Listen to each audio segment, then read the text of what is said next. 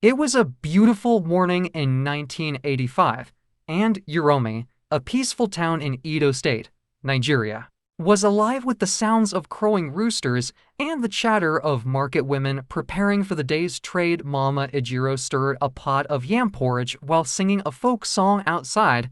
Her 7-year-old daughter, Asiasa, played with her neighbors, giggling as they skipped stones across the muddy ground. Asiasa was the kind of child who brought joy wherever she went. Her sparkling eyes, boundless energy, and endless curiosity made her a favorite in the village. She loved butterflies, always chasing the colorful creatures through the tall grasses. That morning, as Mama Ejiro called her to fetch water from the nearby stream, Asiasa spotted a butterfly with shimmering orange and black wings. Ignoring her mother's call, she followed it.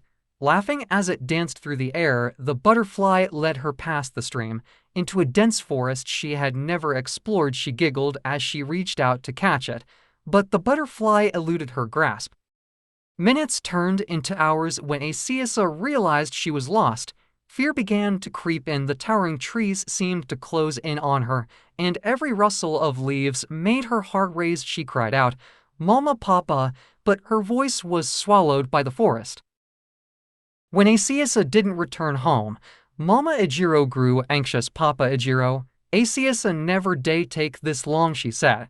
Her voice trembling, the entire village sprang into action. Men, women, and even children joined the search. They combed the forest with lanterns and sticks, calling her name into the night. As the days passed, hope began to wane. Some villagers whispered superstitions, claiming that Asiasa had been taken by spirits or forest deities. Others feared the worst, kidnappers or ritualists. Mama Ejiro refused to give up. Every morning, she went to the forest, calling out for her daughter, her voice breaking with desperation. Papa Ejiro, once a jovial schoolteacher, became withdrawn, burying himself in his books to escape the pain. Their once vibrant home became a place of sorrow. Asiasa was gone, and life in Uromi was never the same. Far from Uromi, Asiasa found herself in unfamiliar hands. A group of traffickers had found her in the forest and taken her to a distant city. She was sold to a wealthy family in Port Harcourt, who renamed her Mercy. Mercy grew up in servitude, working long hours as a domestic help. She cleaned, cooked, and cared for the family's children, enduring harsh treatment and verbal abuse. The memories of her real family faded over time, replaced by the harsh reality of her new life. One day, when she was 16, she overheard a conversation between her owners and a guest. They spoke of how she had been bought as a child. That night, Mercy cried herself to sleep, longing for a family she could barely remember. When she turned 18, the family abandoned her, leaving her to fend for herself in Lagos. She survived by making and selling jewelry, but her heart carried the weight of unanswered questions and a deep sense of loss. Decades later, in 2005, a young man from Uromi, was visiting Lagos to purchase supplies for his family business. He wandered through a bustling market, the air thick with the aroma of fried plantains and the clamor of traders calling out their wares.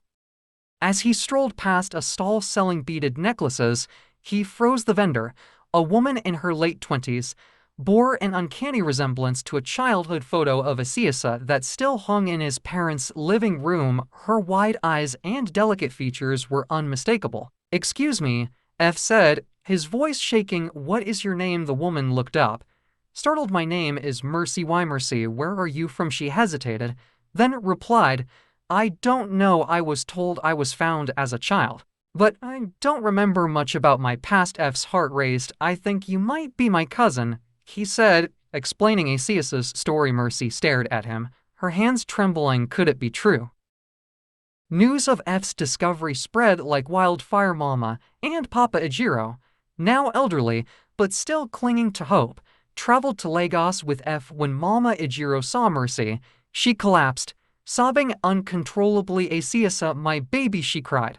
Mercy stood frozen, her eyes wide with shock as Mama Ejiro embraced her. Fragments of forgotten memories flooded back. Her mother's voice, her father's laughter, the butterfly she had chased. "Mama," she whispered, Tears streaming down her face, Papa Ejiro joined the embrace, his voice trembling, "You are home now, my child."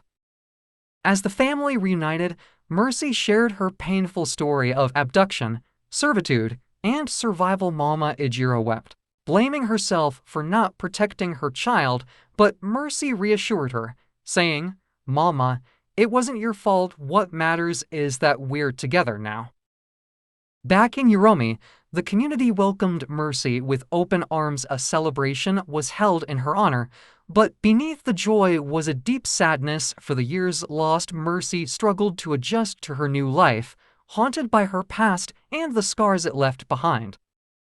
Determined to turn her pain into purpose, Mercy began working with organizations to help reunite missing children with their families. She shared her story across Nigeria, inspiring others to never give up hope. Years later, Mercy stood on a podium in Benin City, addressing a crowd at a conference for child protection. Her parents sat in the front row, their faces beaming with pride.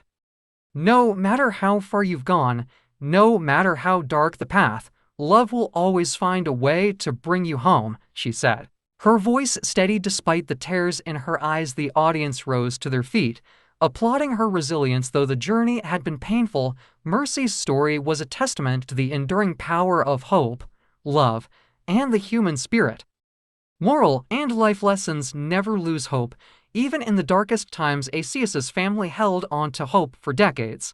Despite the overwhelming odds and the pain of uncertainty, their perseverance led to a miraculous reunion, teaching us that hope can sustain us through life's greatest challenges.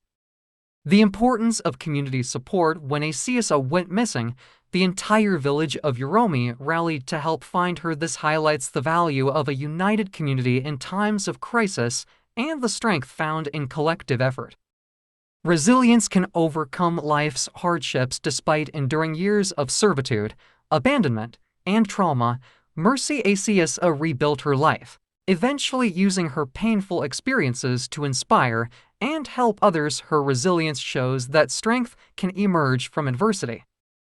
Cherish family bonds: the story emphasizes the irreplaceable bond between parents and their children. Despite years of separation, the love between Asiusa and her family never faded, proving that family ties are enduring and precious. Every child deserves protection and care. Asius's abduction and mistreatment highlight the vulnerability of children and the need for society to prioritize their safety and well-being. It's a call to action to protect children from exploitation and trafficking. Forgiveness and healing are essential for moving forward. Though Mama Ejiro blamed herself and Asiusa carried scars from her past, forgiveness and love helped them heal. The story teaches that letting go of guilt and embracing reconciliation are vital for personal and familial growth. Your pain can become someone else's hope. Mercy turned her suffering into a mission to help other missing children and families. This shows that our struggles can give us a unique ability to empathize with and support others facing similar challenges. The power of identity and belonging: Mercy's reconnection with her family restored a part of her identity that had been lost. Knowing where we come from and who we are is essential for a sense of belonging and fulfillment. The need to raise awareness about child trafficking: the story underscores the devastating impact of child trafficking on families and communities. It's a reminder of the ongoing need to combat this issue and protect vulnerable children. Life is full of second chances. Despite the years of separation and pain, Asius's reunion with her family gave her a new beginning. This teaches us that it's never too late to rebuild broken relationships or start anew. Kindly share your thoughts on this story in the comment section. I will love to read them. Remember to like, comment, share, and subscribe to this channel. Don't forget to click the notification button so as to be notified when I drop new story. I appreciate you for watching. I will see you in my next video. Thank you, and God bless you.